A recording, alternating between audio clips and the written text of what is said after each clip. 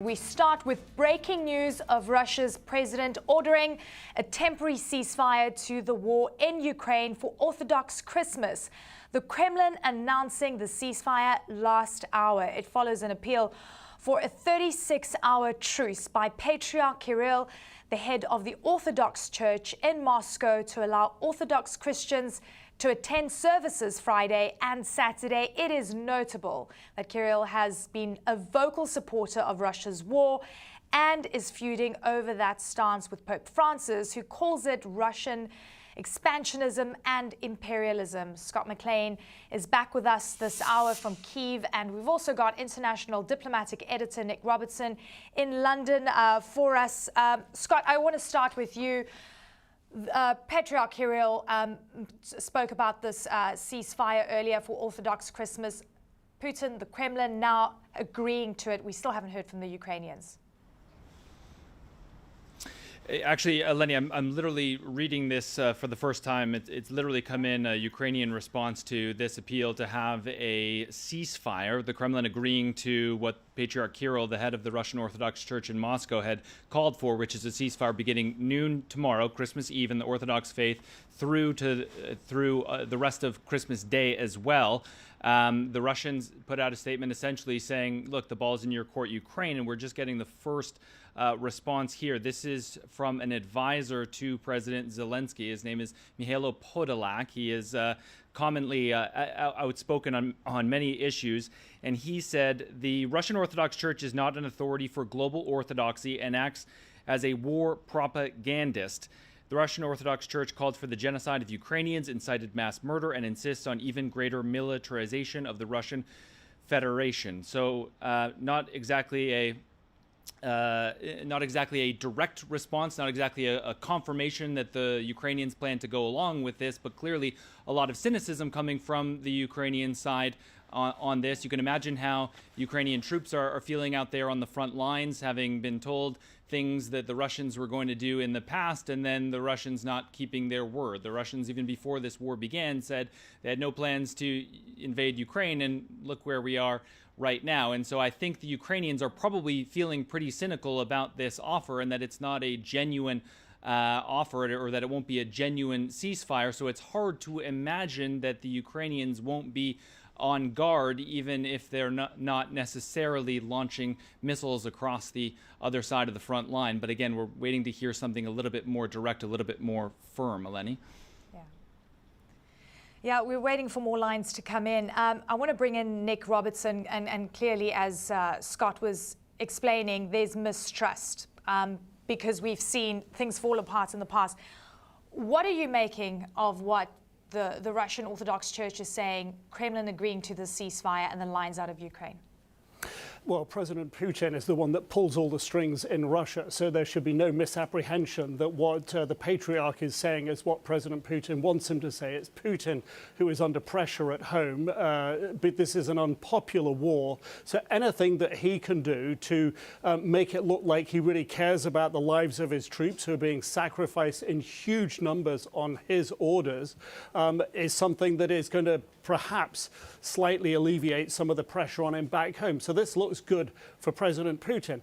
But let's not forget as well, Putin has huge form on calling for ceasefires, freezing conflicts in places. He did this most notably in Syria. And then he will just fire up the conflict again when he wants, when the moment is right for him. Now, this is being talked about as only a limited 36-hour ceasefire. But the Ukrainians are right to be skeptical because there is zero trust of the Russian position, and President Putin's actions have taken care and made that made that relationship as damaged as it is. And what the Ukrainians are saying, in essence, is if you want a lasting peace, if you want a truce, then pull your troops out. Ukraine is defending its territories. This was an illegal, unprovoked invasion by Russian forces. And that is still the position, and that's Ukraine's negotiating position. That's part of President Zelensky's 10-point peace plan. And we heard only today from President Putin saying that the only peace plan that he's considering, this was in his conversation with President Erdogan of Turkey, was one that where Ukraine cedes all the territory that the rest of the world is telling President Putin to pull out of. This is a move by President Putin. It seems to improve his own standing at home and certainly does not look like it's going to bring a longer peace solution in the short term. We do have some lines from a Ukrainian official, Scott, that Russia must leave occupied territories in Ukraine before any temporary truce. I want you to take me through that because, as we've just ascertained, the Russians saying that Putin has agreed to the ceasefire between the Christmas Eve and Christmas Day, 6th to 7th of Jan. This is going to be fundamental. As you say, we need something more concrete from the Ukrainians, but this is also very telling that they want Russia to leave what they call the occupied territories. Yeah, that's right. So that statement that you just read from Mihailo Podolak saying that Russia must leave the occupied territories before any kind of temporary truce. First, Ukraine doesn't attack foreign territory and doesn't kill civilians, as Russian Federation does.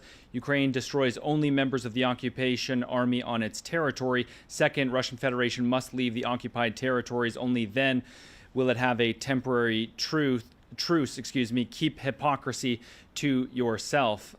So Mihailo Podolak, I should point out, has been involved in the early peace talks in the early days of the war between the Russians and the Ukrainians, the ones that were held just inside the Belarusian border. And so this is a very high-ranking official. He also commonly comments on some of the explosions inside of Russia, the ones that Ukraine has not taken official responsibility for. And so we'll see what President Zelensky says, but it seems like this is the most official thing that we've heard, and that seems that the Ukrainians have no interest in going along with this ceasefire because they simply do not trust the Russians. I should also point out that Ukraine is also trying to, or since its independence, has really tried to distance itself from the Russian Orthodox Church. And even there have been plenty of questions about Patriarch Kirill since this war began,